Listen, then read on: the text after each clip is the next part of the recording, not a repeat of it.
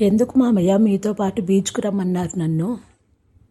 నీతో మాట్లాడే పని ఉంది అల్లుడు, అందుకే రమ్మన్నాను నాతో పాటు. నాతో ఏముంది మామయ్య మాట్లాడేందుకు? చెప్తా అల్లుడు. మీరు మా ఇంటికి వచ్చి ఎన్ని రోజులైంది గుర్తుందా అల్లుడు మీకు? అంతా ఎన్ని రోజులు? నెలే కదా మామయ్య నేను వచ్చింది. నెల రోజులైంది అల్లుడు. నెలే కదా అని అంత చిన్నగా చెప్తున్నారు. నెలే కదా మామయ్య నేను వచ్చింది. 6 నెలలు సంవత్సరం కాలేదు కదా. ఎప్పుడు బయలుదేరుతారు అల్లుడు మీరు? మీ అమ్మ నాన్న కూడా ఫోన్ చేస్తున్నారు, మీరు మాత్రం ఇంకా బయలుదేరలేదు.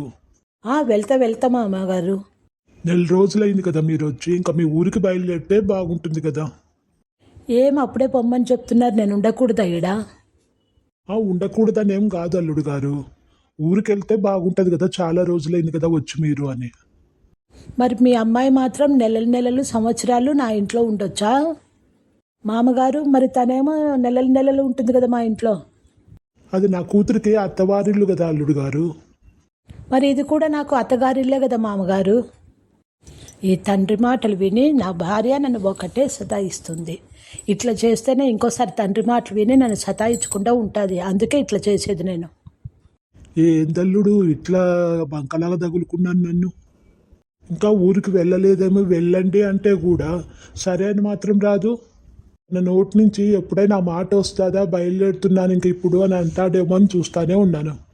నా కూతురికి పెళ్లి చేసి తన అత్తగారింటికి పంపిస్తే కూతురు ఉండాల్సింది అత్తగారింట్లోనే. మరి అల్లుడు కూడా ఏంది తన అత్తగారింట్లోనే ఉండాల్సిందని చెప్తాడు.